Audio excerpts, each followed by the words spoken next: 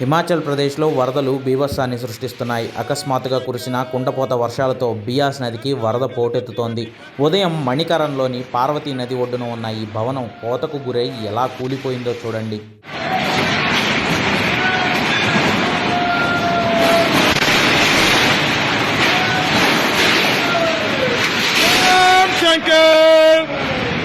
खत्म अंकल, सब्जी मंडी खत्म,